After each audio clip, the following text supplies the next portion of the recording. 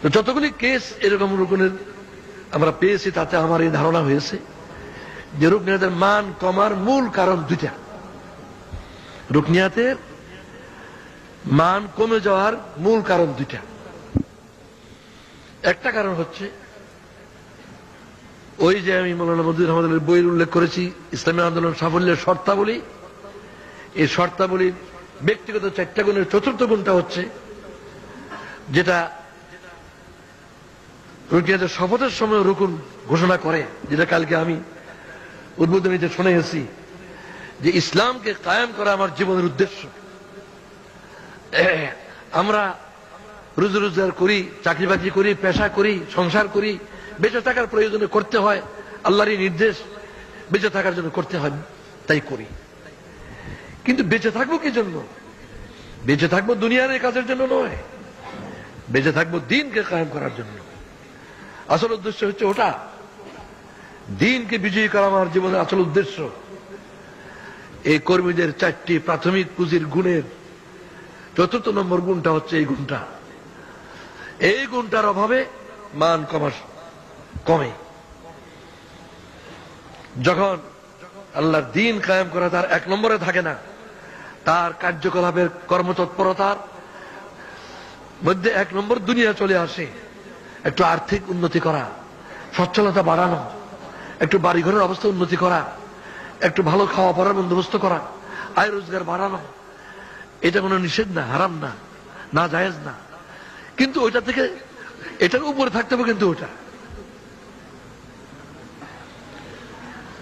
এই যে জলের অপর নাম জীবন, জলের অপর নাম জীবন।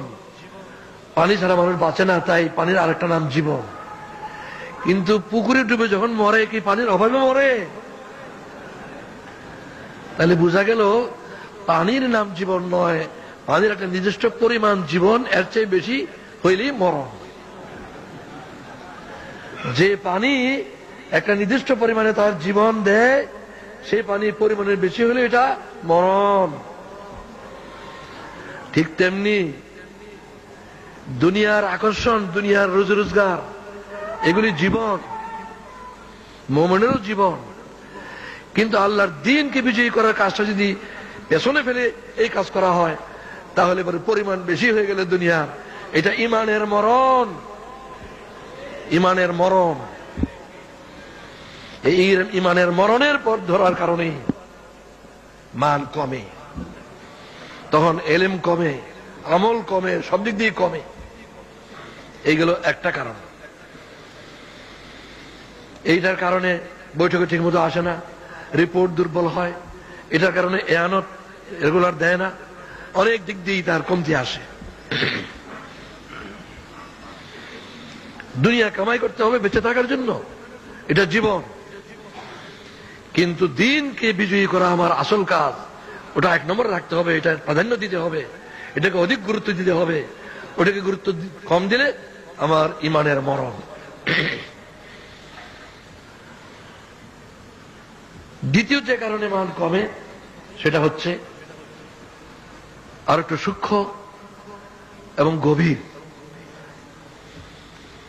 যখন রুকুন ইন্না সলাতি ওয়া নুসুকি ওয়া মাহইয়ায়া ওয়া মামাতি লিল্লাহি রাব্বিল আলামিন বলে শপথ নেয়, তখন এটা এত বড় একটা দাবি, আল্লাহকে সাক্ষী রেখে আল্লাহর বান্দাদের সামনে ঘোষণা করছে রুকুন যে আমার জীবনের সবকিছু, হায়াত মত সবকিছু আল্লাহর জন্য। এই ঘোষণা দিল আর আল্লাহ এমনি ছেড়ে দিবেন বিনা পরীক্ষা? এটা হতে পারে? আহসাবান নাস আন ইউতরাকু আন ইয়াকুলু আমান্না ওয়া হুম লা ইফতানুন। সূরা আল-আনকাবুতের 1লা আয়াত। যে মানুষকে মনে করে ঈমান আনলাম বললো এমনি ছেড়ে দেওয়া হবে বিনা পরীক্ষায়। ওয়ালাকাদ ফাতান্নাল্লাযীনা মিন ক্বাবলিহিম, এর আগেও যারা ঈমানের পথে এসেছে বিনা পরীক্ষা কাউকে আমি ছাড়ি নাই। আল্লাহ তাআলা এই গ্যারান্টি কখনো দেন নাই যে একবার হেদায়েত হয়েছে আর কখনো গোমরাহ হবে না। দিয়েছেন এরকম? বরং শিক্ষা দিয়েছেন দোয়া করো, দোয়া করো, রব্বানা লা তুযিগ কুলুবানা বা'দা ইয হাদাইতানা, রব্বানা লা তুযিগ কুলুবানা বা'দা ইয হাদাইতানা, হে আমাদের রব, একবার হেদায়েত করেছো, এরপর আমার দিল থেকে টেরা করে দিও না। হেদায়েত করেছো, হেদায়েত থেকে আমাকে আর পেছনে যেতে দিও না। এর অর্থ এটাই যে তুমি হেদায়েত হয়েছো, এই গ্যারান্টি পাওয়া যায়নি যে তুমি চিরদিন হেদায়েতের উপর কায়েম থাকতে পারবে। তাই তুমি চেষ্টাও করো, দোয়াও করতে থাকো যাতে নাকি